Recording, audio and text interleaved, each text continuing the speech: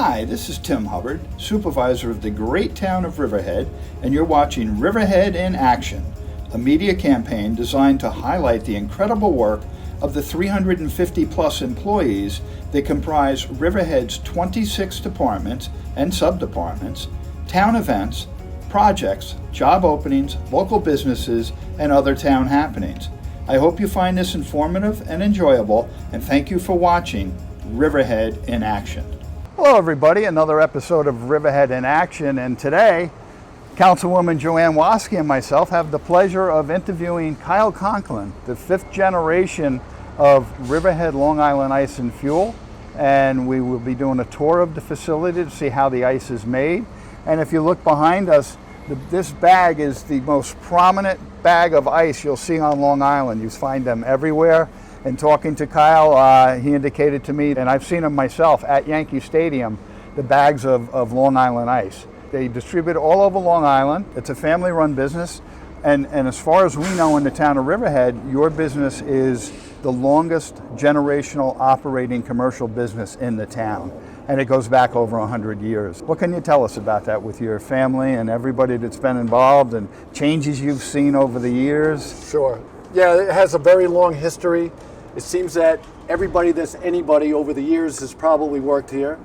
There's been a few former supervisors. There's many town police officers that currently used to work here that are now on the job. Many prominent people, doctors, lawyers at one time that have gone through here, and wish I had a history book of some of those names that I could talk about. I know for a fact, Kyle, that the Riverhead High School football coaches back in the day, in the 70s, yes, guided their players here, yes, because of the free workout you got all day, yes, humping bags of ice and blocks of ice around. So many of the football players came through here. You know, that, you yourself, yes, you know. Absolutely, that is true. And they used to do things like tie 40-pound bags to their back and work with them like that. They would curl the bags before they would put them on a pallet. Right. And it was actually great training for them. And it seemed that anytime you had athletes involved, they treated it almost like a sport in a game, and it wasn't really like work. Right.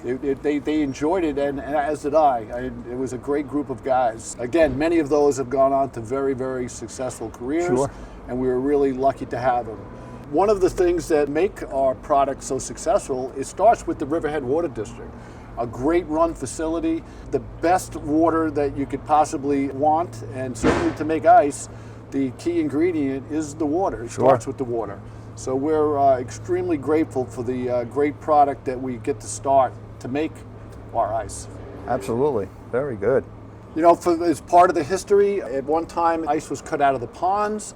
I don't know a lot about it other than what I've read. There are some logbooks that we have that take us back to the 1880s that talked about how they used horses to score out the ice, and they used picks to chop the ice. Then they would store it into tall buildings, and they would refrigerate it with sawdust in the walls, and they would separate the layers of ice they put into the building with Saltae that would grow in the marsh areas.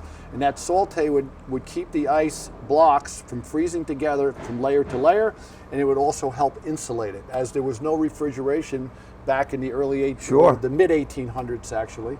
Around the turn of the century, 1900, is where this facility first opened up and started making it mechanically with refrigeration. Since then, we've gone through many, many expansions.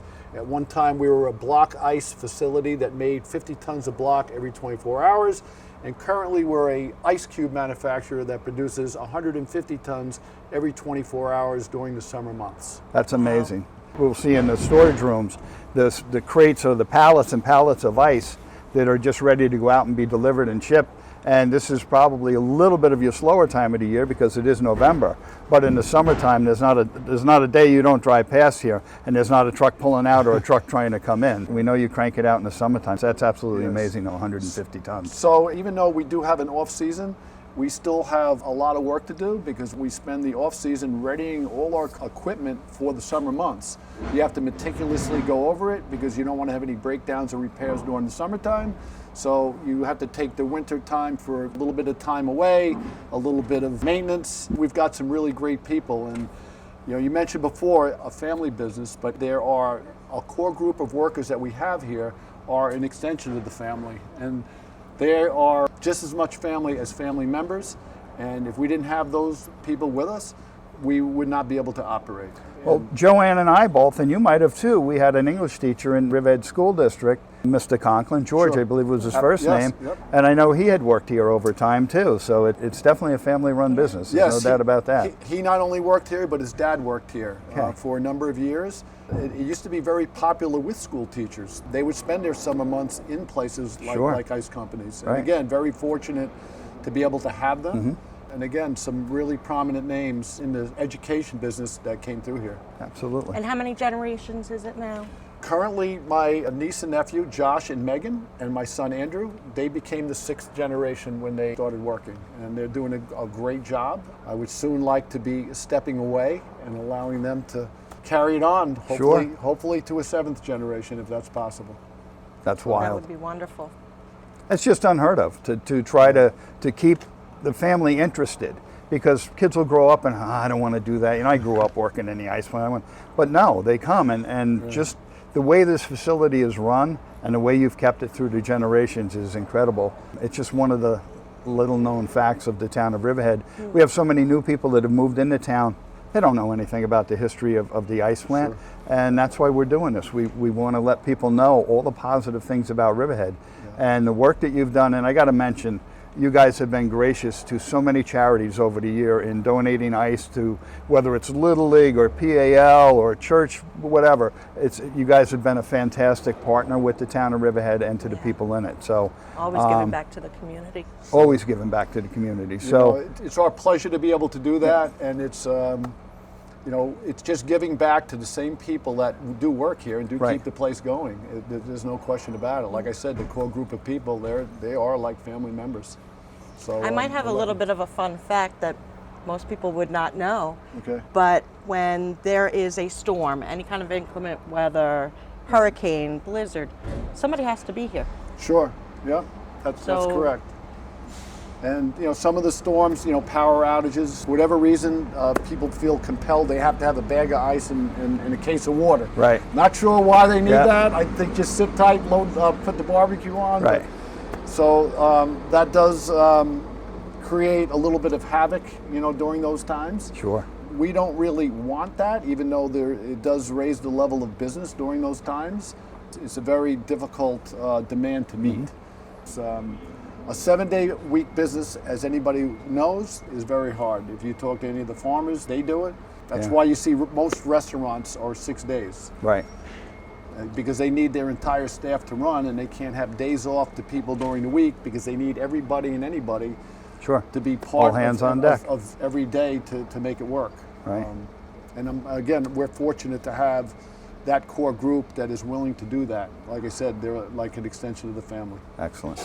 Well, listen, we want to thank you so much for doing this, and we're looking forward to you giving us a tour and taking us inside, showing how the ice is made, how it's packaged, the quantities you have stored. And can't thank you enough for doing this, Kyle, and we really appreciate you and the Conklin family and all the things you've done for the town over the years. So thank you. And I too, Tim, would like to thank the town because they've always been very gracious. Anytime we've wanted to do any type of a renovation or upgrade or whatever, they've always done it in a timely manner and allowed us to do whatever we need to do to keep our business going. And that's part of our success, to have a good partner like the town of Riverhead.